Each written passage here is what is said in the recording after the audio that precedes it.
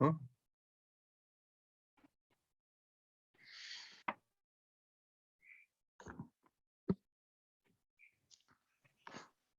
All right, we'll start in a couple minutes. Can you guys hear me okay? Is my volume good? Yes. Cool, thank you. All right, let's give it another 60 seconds and we'll get rolling. We'll let the stragglers kind of pop on.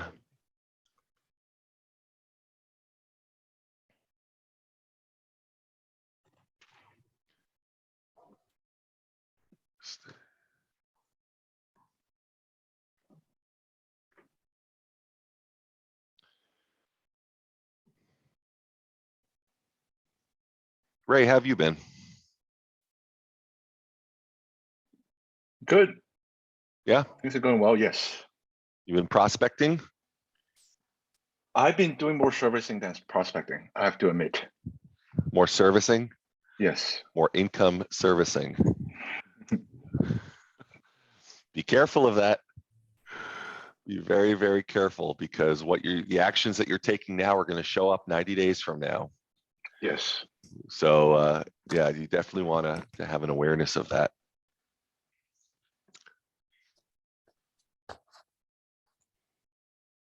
Let me just change the name on here.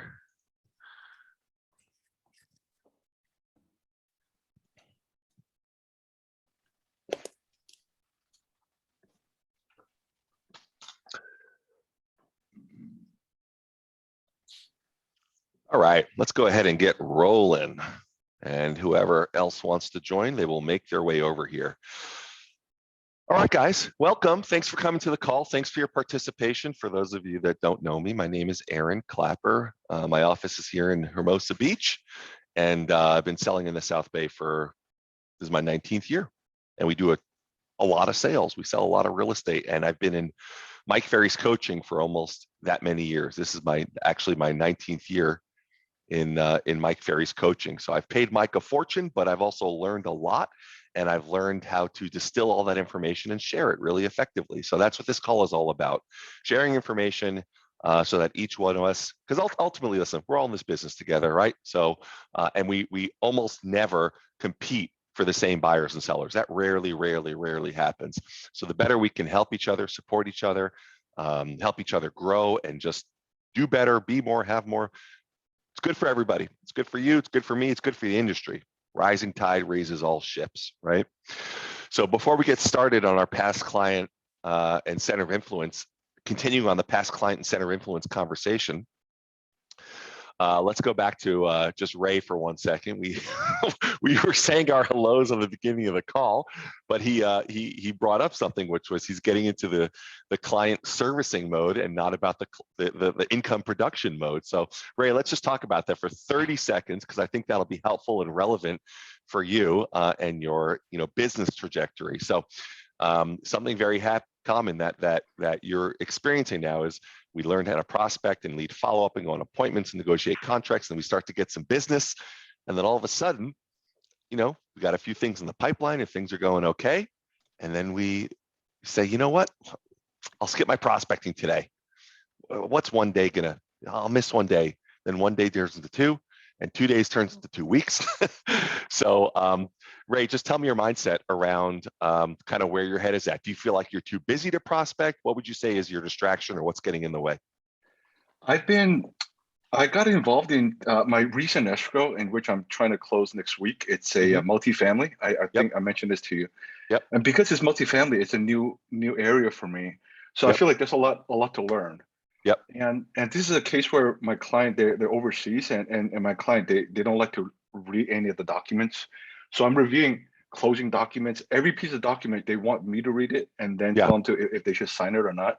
So it's more time consuming than all the other escrows I've dealt with. So that's kind of the reason why. Yep.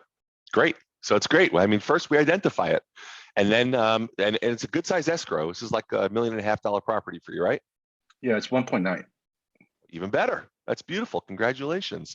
So how much of the day? So I get that, right? So one thing we can always do before we get onto our main topic, and we're just playing this hot seat game with Ray, but one thing we can always do is get very intentional and realistic about taking all the story out of the way and seeing what realistically is going on. So I understand you have to review the documents. I understand you're learning a new skill, which is multifamily, which you haven't done before.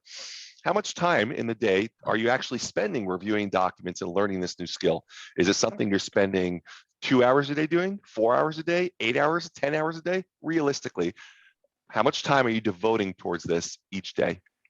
I would say about four, about half my Okay, about day. 4 hours. And it could be an intense 4 hours. It's, it takes focus. You don't want to screw it up, right? So there's a level of intensity. And then you might have another 4 hours during the day, right? That you're not spending on that. What are you doing with that 4 hours? Not prospecting. Yeah, yeah. So anyway, the point is that it's what I would challenge you or propose that you look at potentially is understanding. Okay, I'm going to have this new amount of work and learning that I'm going to go through, and I'm going to devote 4 hours a day, and I'm going to time block, let's say from 1 to 5 every single day to do that, or whatever it is, you just time block it. But then also you can time block an hour or 2 or even 3 for your prospecting, and maybe I would just recommend taking a look at that, because really prospecting is one of those things that, as we said earlier, what you're doing today is going to show up 90 days from now.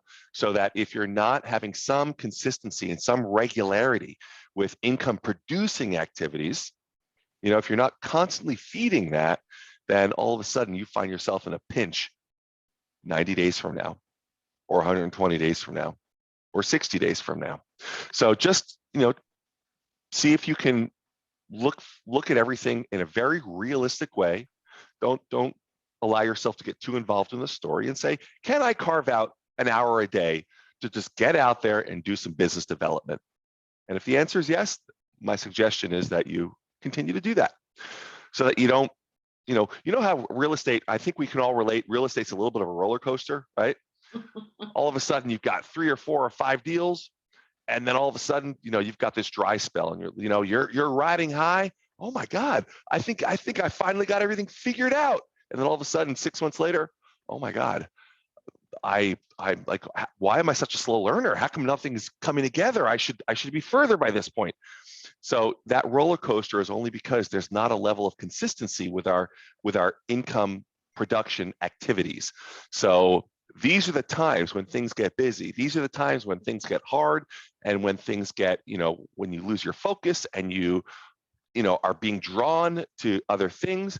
Those are the times where you have to be really, zone back in and refocus on saying, you know what, maybe I won't do 3 hours a day, but I'm going to do an hour a day. And so I just suggest you take a look at that, and so you don't have stress in the future, right? All right, so guys, we're going to get back onto past clients and center of influence, continue the conversation from last week. As we all know, past clients and center of influence, that is like the money group. These are people that become almost like an annuity in the future. You guys know what an annuity is? It's an investment that continues to pay you years and years and years down the road. And the reason for that is these past clients, these center of influence, these are our people. They're the people that really like us. They appreciate us. They trust us. They've had a great experience with us. They want to support you. They want you to do well. They want you to have success.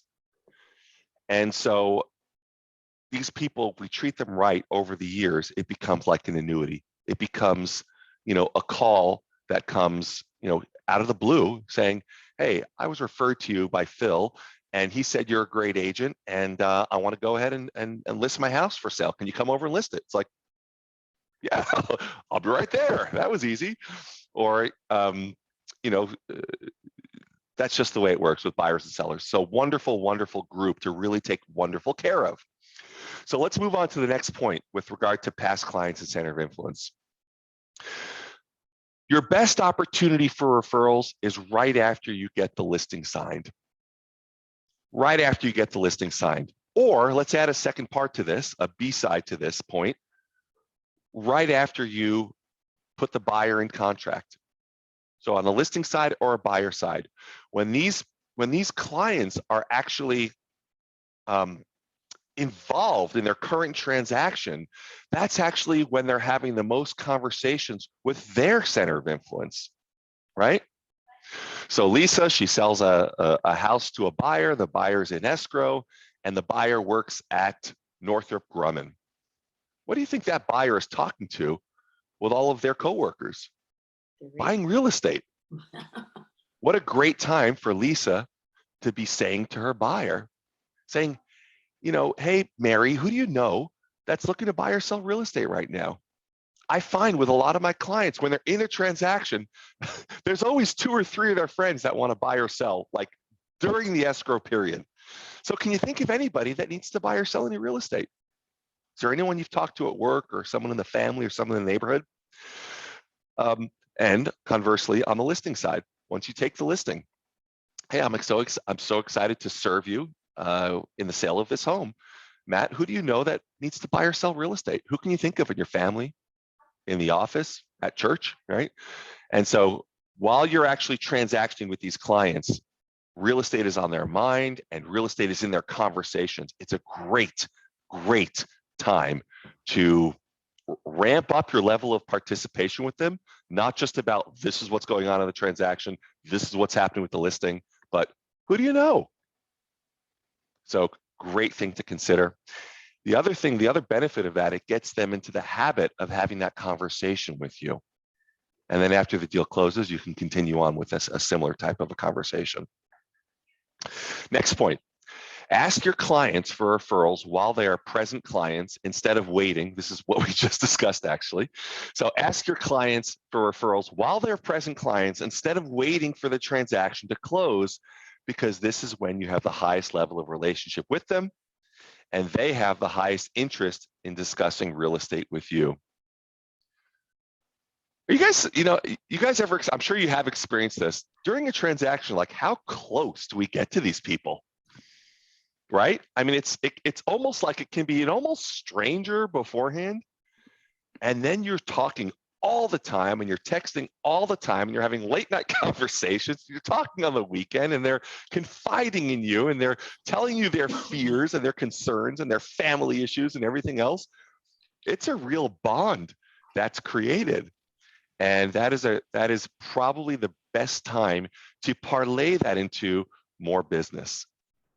So always keep that in your mind when you're working with your current clients. In fact, take a moment and think about the clients you're working with right now. Do you have any escrows? Are they listings or are they buyers? Have you had that level of conversation with them to find out who they know? How about somebody that is a current buyer that you're working with that you don't have in escrow? They're looking for real estate, and you can certainly open up a conversation. Who else do they know that's having similar frustrations looking to buy a house? Because if let's say they put in 3 offers for houses and they didn't get any of them, they're talking to their friends about that. Yeah, they are. So it's a great way to just open up more conversation about who you are, what you do, how your business grows, how you can help them, how they can help you, just that nice open conversation. The worst thing you want is for people to have wonderful referrals and they think you're too busy. They think, oh, Chad only sells $1 million homes. I don't want to bother him with a $300,000, seller referral, right? So keep that conversation, that level of communication wide open. So there's a nice free-flowing level of communication. Next point, we have to be specific when asking for referrals if we expect to get them. We have to be specific. Sean, about a month ago, you and I were talking about your door knocking. And you were door knocking, kind of looking to add people to your database, right? So Sean was looking to add people to his database, and what was his goal for being there was like getting an email address. He was being very specific on what he was there for, and that's what he was finding. He was getting email addresses. Then we had a conversation, and he changed it to look for now business, and it changed the conversation he was having. So when this point says we have to be specific when asking for referrals, saying to somebody, if you ever hear of anybody that needs any help, let me know. That's not very specific. Very different from saying, hey, Elizabeth, if you hear of anybody that wants to buy or sell real estate, would you call me immediately, please? That would mean a lot to me. Or to get even more specific, Elizabeth, who do you know that needs to buy or sell real estate, or even maybe invest like in the next 7 to 10 days? Is there anybody you can think of that wants to buy a home like right now? Let's get even more specific. How about one of your neighbors? How about somebody you work with at the office? There's got to be somebody, right? How about somebody at church, if you go to church, right? Like we're getting very specific, and we're almost taking someone like, hey, who do you know? I can't think of anyone. Can you think of anybody like in the office? Oh, actually, yeah, duh. So be very specific. You ultimately find what you're asking for. If you just tell people, hey, keep me in mind. If you ever hear about anybody, let me know. Be happy to help. Like I'm too cool for school. You just let me know. All's good over here. I got plenty of money, plenty of business. Or like, hey, listen, Mark, I want you to know that referrals from great past clients like you, that's the lifeblood of my business. It means so much, and I have so much gratitude to you for always thinking of me. Is there anyone else you can think of right now that needs any help buying or selling a home? Right? It's just a different boom, like we're really being very pointed with it. Use your own words though, of course, use your own words. Next point. If you're not able to reach your past clients and center of influence, you can leave a message. This lets them know you're thinking of them. Now, if you're calling expired listings and you're leaving a message, what is the likelihood that you're going to get a call back? Very, very low. They're getting calls from other agents. They are just hitting delete as quickly as they're getting that message. But with your past clients and your center of influence, that message is meaningful. It really, really is. So it's okay to leave a message for these people. And what would that message sound like? Well, it can sound any way you want. You can come up with a script that works for you, but something off the top of my head is, let's see. Hey, Lewis, it's Aaron Klapper, your realtor calling. How are you? Hey, I just was thinking about you. I actually was driving in your neighborhood and a few blocks from your house, and I realized I hadn't talked to you in the longest time. So I hope you and your family are doing wonderfully. If there's anything you need with regard to real estate, let me know. And of course, if you hear of anybody that needs any help buying or selling, then I would be honored to help them. You're the best. Thanks so much. Call me if you need anything. Simple. I'm just letting him know that I'm authentically thinking about him and reminding him that if he has a referral, send it on over, right? That's really powerful stuff, believe it or not. It really, really is. Remember, they're not waiting for your call, so don't be disappointed if they don't respond as quickly as you want.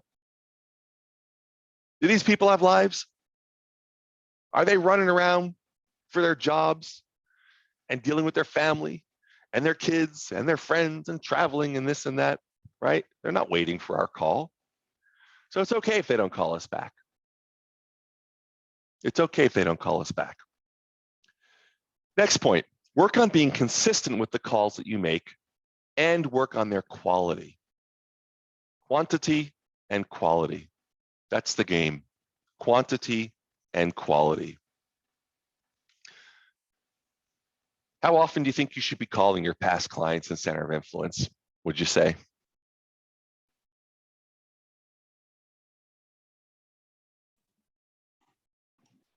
To me, it's 24 times a year. 24 times a year? Yep. Wow. Okay, great. So you're calling them twice a month. Yep.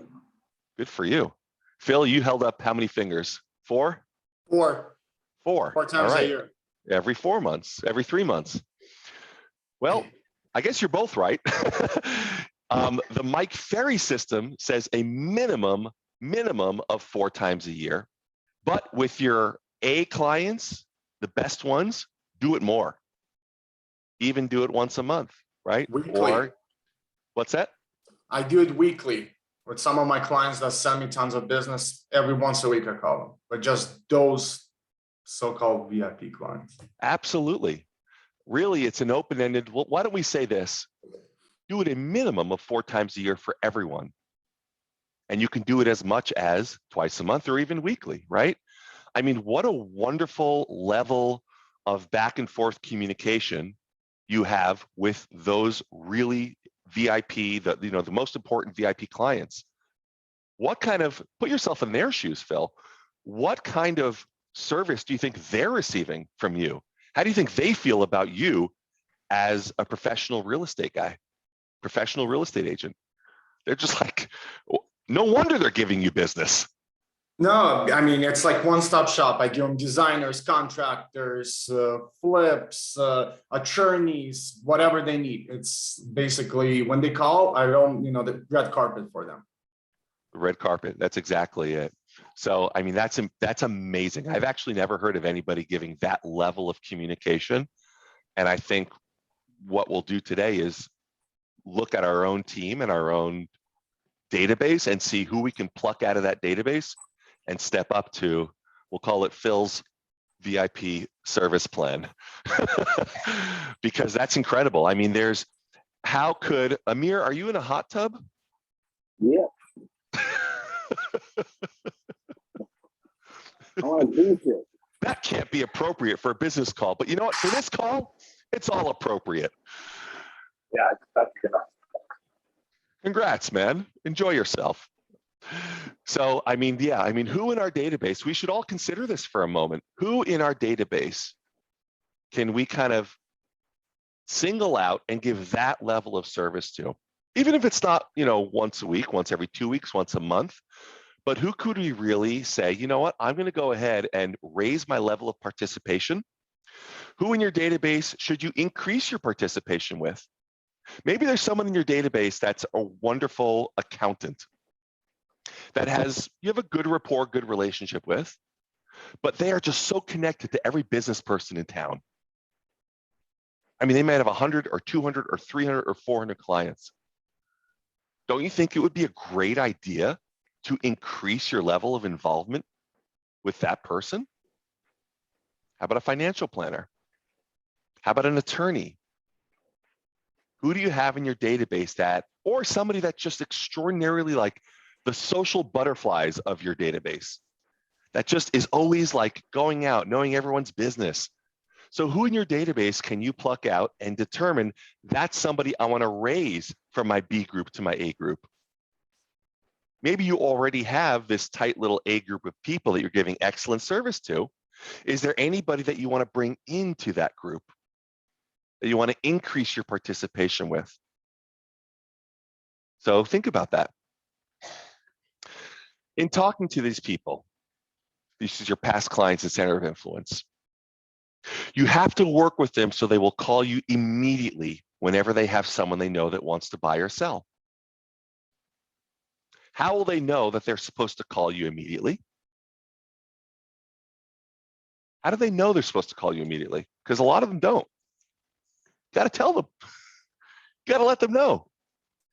And it's okay to say to them, it's okay to say to them, Shireen, let me share with you kind of how my business works. I don't know if you're aware of this, but my business is 100% based on referrals from wonderful people like you.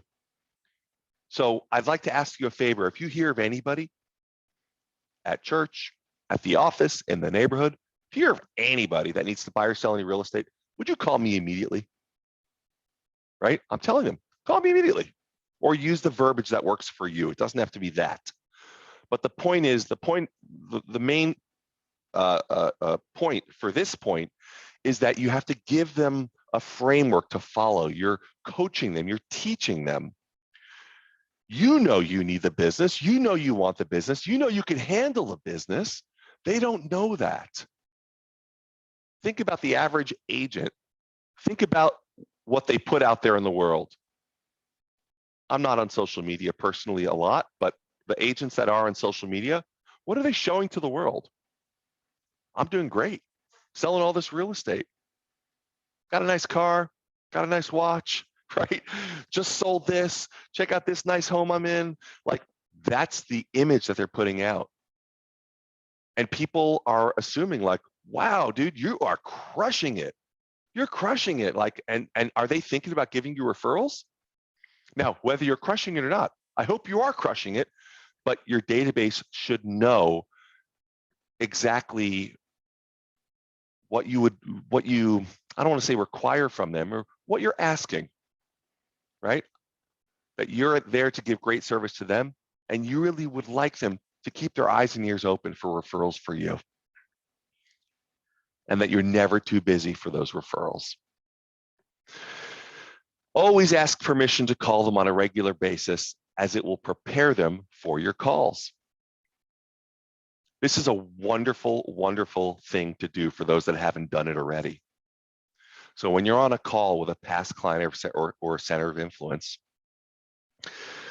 you know, Fred, for my best clients, what I always like, I find what they love for me to do is keep them updated as to just what's going on here in the market. So what I've learned is that I like to call them, they like that I call them maybe 3 or 4 times a year to give them those updates. Would it be okay if I did that for you as well? That'd be great. I'd love the updates on the market. This way, we've just cleared the path. So now you know that I'm going to be calling you in the future. And it's not a surprise to them. And you don't feel uncomfortable because you already told them you were going to do it. What a great way to future pace, you know, the communication with your client. Just a wonderful thing to do. So let them know before you get off the call. To build your center of influence, ask everyone that you do business with for business in return. So this goes back to that sheet that we used, the building your center of influence sheet. If you need that sheet, just send an email to Danielle and she'll send it to you. It's Danielle@klappergroup.com. Go ahead and send an email and she will send you that sheet, the memory jogger sheet. But ultimately, she just put it in the chat. Thanks, Danielle.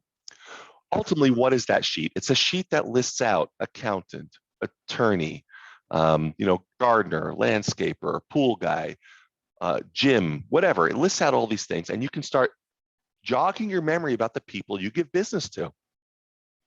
When you go to the dry cleaner and drop off your cleaning, you're giving them business. When you go to a restaurant, you're giving them business. When you go to Ralph's and you're at the checkout stand, you're giving them business. It's when you're going to buy a car, right? I mean, these guys thrive off commission. It is so important that you just let them know that you'd like some business in return. Who do you know at the cleaners? Who do you know at the restaurant? Here's my card if you hear of anybody. Mark had a funny story. So Mark has really taken on the mindset of a prospector. Everywhere he goes, he's thinking, like, where's my next contact going to be? So Mark, share with us what happened when you were door knocking the other day and a car rolls up at the stop sign. It's kind of funny, but great. I was a bus about to cross the street here in North Redondo, and I was thinking, oh my gosh, my numbers are a little low as as I'm starting out first hour. My numbers are a little low. People are not answering their doors for whatever reason. Just that a guy rolls up in his car, window halfway down, and so I just said before he started pulling away, I said, whoa, wait a minute. I had a flyer and I passed it through the window, and I said, who do you know? I said, obviously the prices are going through the roof. He's like looking at the flyer at the stop sign in his car. Anyway, so yeah, it was just, I was just looking for, who's the next person I could talk to, right? So that's kind of, you guys don't have to stop people at stop signs for sure, right? But the point is this, I thought it was actually a hilarious story, but this was what was so great about it for me, Mark, is that with that, just an attitude of just being open for business to come to you from anywhere, that opens up so many other opportunities to find business. When you're doing your food shopping and you're in that mode of just asking people, hey, who do you know? Hey, here's my card. What a great day. Like, hey, I want to give you my card. If you ever hear of anybody that needs to buy or sell real estate, and people are always like, you give it to the checkout person at Ralph's? they'll be like, oh my God, thank you so much. I'll definitely let you, like, you're honoring them, you're acknowledging them, right? So, I mean, the fact that you did that to somebody rolling up to a stop sign, you know, there's two benefits. One, it makes a really funny story, and that's always great, is to have a good story. But two, it really does. I mean, this is a guy that literally stopped and took his time, looked at the flyer, had a conversation with Mark. Like, there's always business that can come. Listen, I was at my house one day about a year ago, and a guy rolls up on an e-bike, and he asked me, have you ever considered solar for your house, putting on solar? And I was like, yeah, actually, I have thought about it. Guess what's on my house right now from that guy? He sold me solar panels, and I bought them. That's what prospectors do. Every industry does it. And so, Mark, congrats on just taking on that as kind of who you are. You're someone that goes out and you find business. And so it's just a great thing. It's really cool to kind of watch it happen. When a past client or a center of influence gives you a referral, this is the next point, be sure to call them back and thank them, even if you don't get a listing or a sale out of it. If somebody gives you a referral, thank them for it, even if you don't get a listing or a sale. Don't wait till after the sale happens. Oh, here's a little gift. Thanks for the referral. The reason why you're not waiting is because you want to reward that activity of thinking about you and giving a referral. We want to support that activity, right? So we'll send little gifts to people. There's this thing called fairy tale brownies. It's like a mail order brownie thing. Somebody sends us a referral. Oh my God, send them some brownies. Who doesn't love getting brownies, right? It doesn't have to be a gift. It can be a handwritten note. Up closer to the screen. What do you got there? Oh, there we go.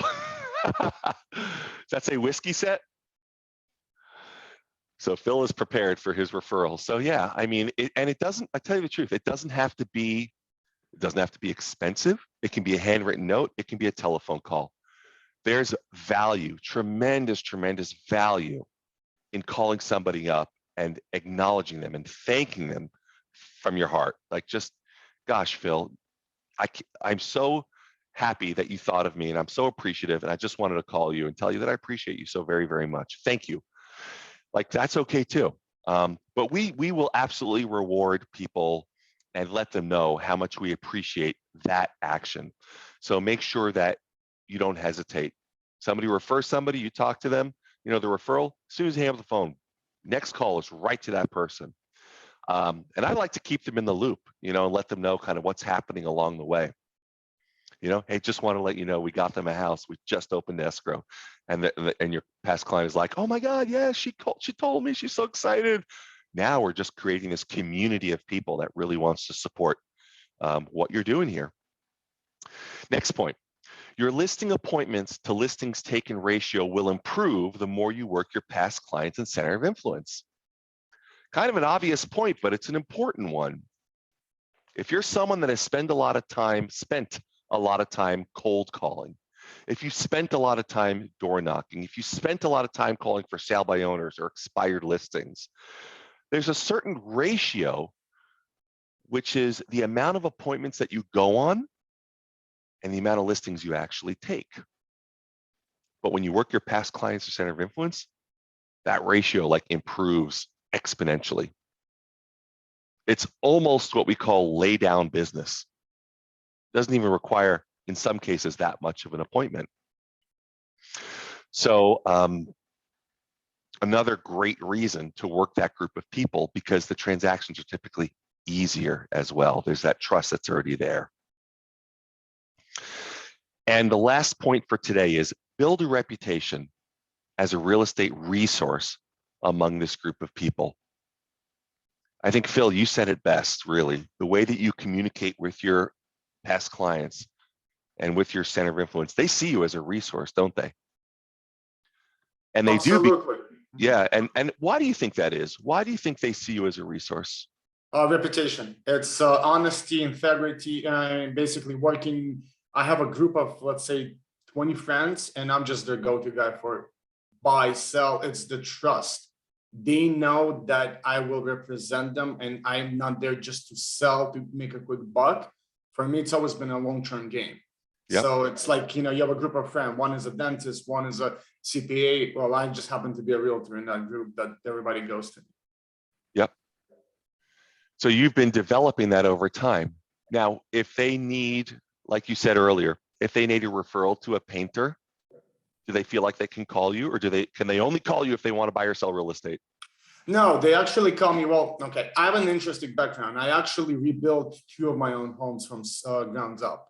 So not only I'm a realtor, but I happen to have extensive knowledge how to build a home, where to get the contacts, where to go to the store, what kind of design that's popular these days, right? What's trending. So it always, it's not just buy and sell, it's also build, and it's also, I happen to have an MBA. So we talk about real estate investing. We talk about, REITs, ADUs. We talk about, funds. So I just happen to be in a unique position, right? That's not just so that's kind of my background. Yeah. And do you think so? I certainly don't have that background. I have about probably 8% of the brain power that Phil does. No. But that being said, let me ask you, Phil, do you think that we all have to have that background to become a real estate resource for our client base? I don't think so. I think you just have to be honest. You have to, that your clients and your influence, the group that they trust you, and they understand that you will guide them and give them an honest advice. You don't have to build a home, to be an expert. You just have to be, be a honest, forthright, and obviously knowledgeable, right? I studied a great deal of architecture, right? So mid-century modern is my thing. I've gone through tons of architecture workshop. I know every single architect there is. And when you talk about it and people know you're knowledgeable and and you could back it up with what sells and what doesn't sell, that's how I gained their trust.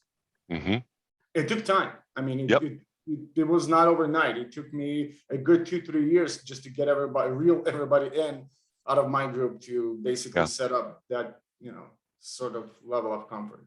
Yeah. So the point we can all take from this is that we don't have to have the same background as Phil. We have our own background, but we can be a real estate resource for everybody in our database. We can be a wonderful connector of people, right? You can be someone. I had a client call me the other day. She needed a trust attorney. I know just who to send her to. It has nothing to do with me. I'm not going to get any business out of it. Didn't need any business. I was just there to connect one person to the other. And she sees me as a real estate resource. And I'm thinking, perfect. That's wonderful. So let's open up the floor to just anybody that's having any challenges, questions. What are you guys going through that you're kind of hitting a little bit of a wall with, that we as a group can help to support you? Whether it's with prospecting or lead follow-up or mindset, or it's an open forum. Who's got something they want to bring up? Me. All right.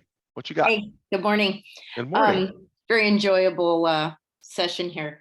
I agree with Phil. I think I forgot how many in the South Bay, like I forget 3,000 realtors or something, but I totally agree with him. And that's why I tune in to you.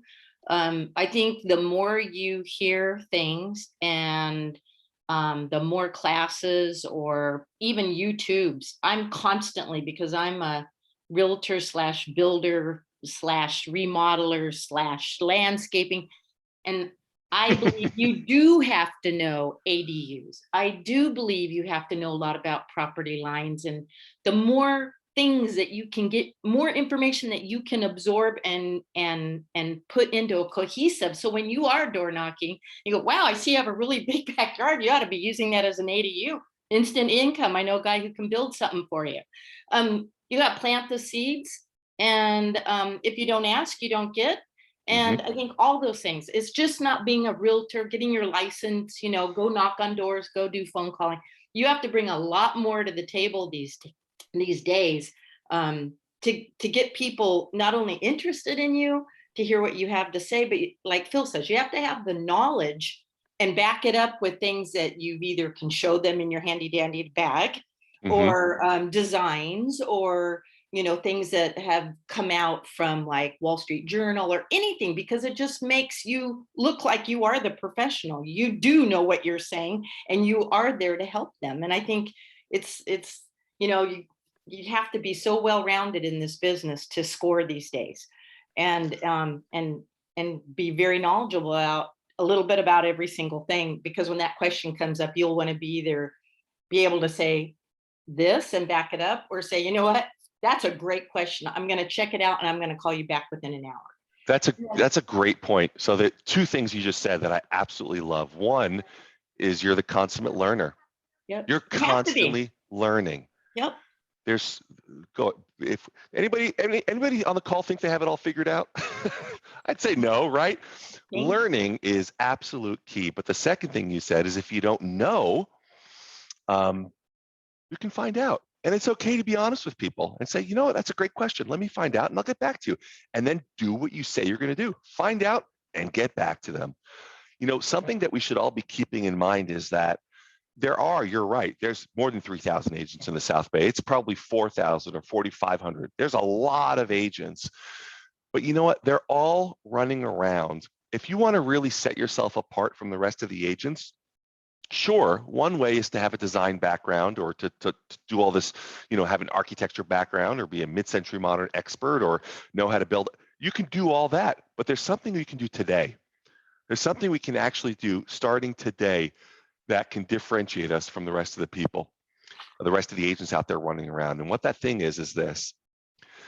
You can actually, agents are running around. Most agents are in desperation mode. They want to find a deal. They need to find a deal. They're hungry to find a deal. And who are they thinking about? Are they thinking about the client, or are they thinking about themselves?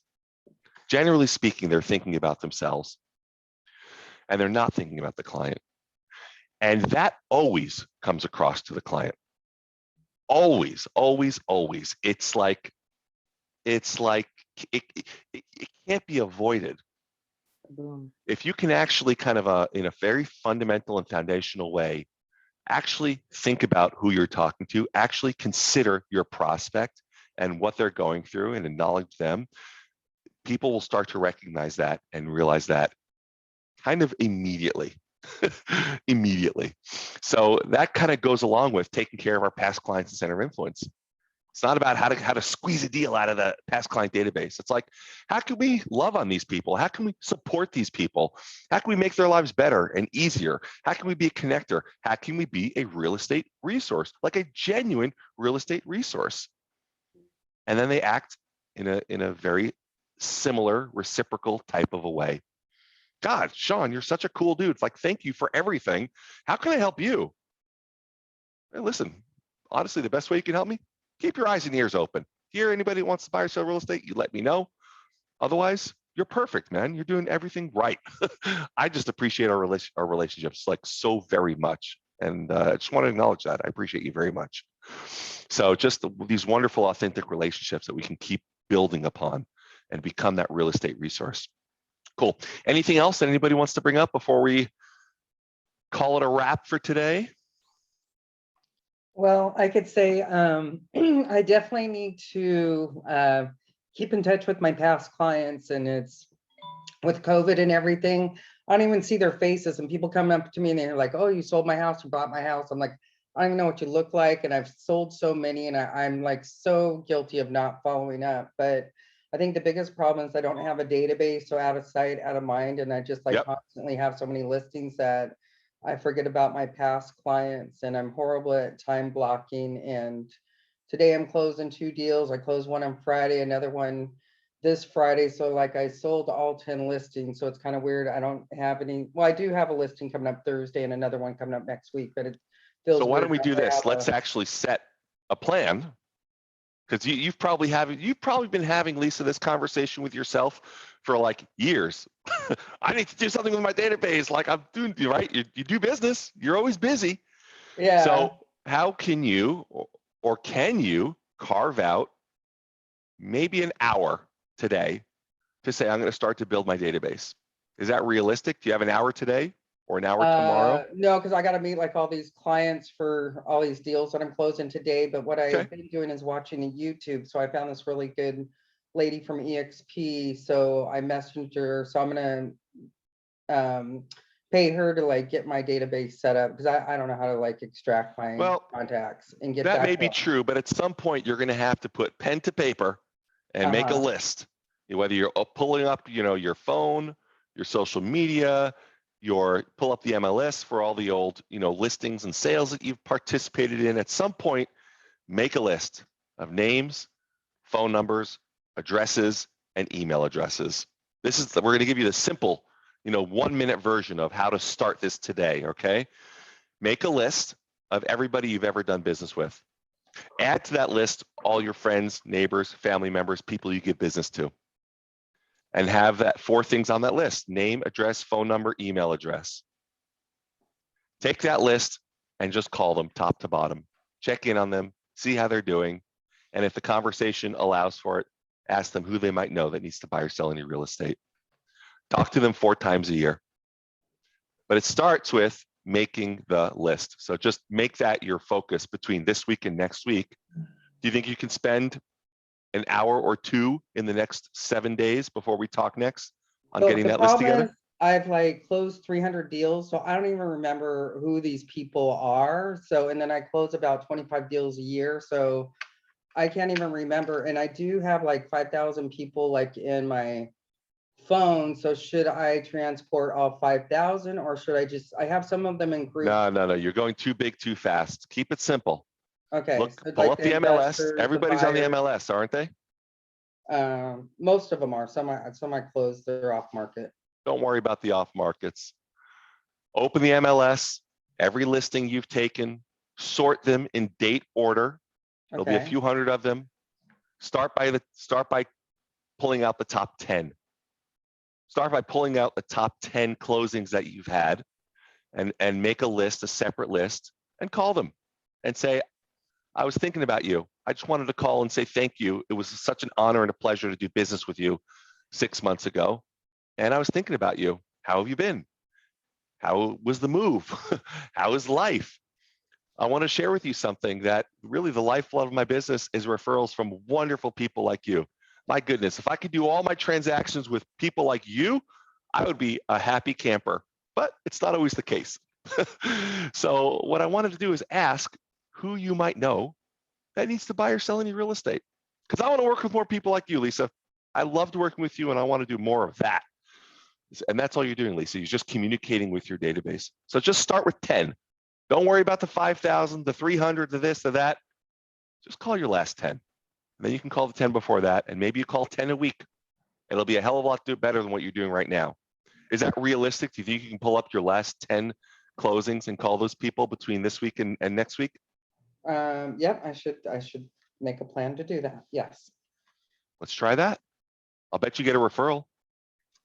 Yeah, because there's one client where she had like I sold 4 properties in Inglewood as a package to one of my investors, and then her brother died, who basically stole all the family properties. It was like the Doty family. So now she's got like 20 other properties, and I need to follow up with her because As you see, as everyone sees, we can go off on a tangent very easily with Lisa. She's got a lot to say. So Lisa, call that person this week, would you please? I'll And call her some other today. people. Yes. Do that. That's a good idea. Yeah. Excellent. All right, guys. Hey, I appreciate all of you so very much. Thank you for your participation. And let's chat next week. Have an awesome week. Keep up the great work, guys. Take good care.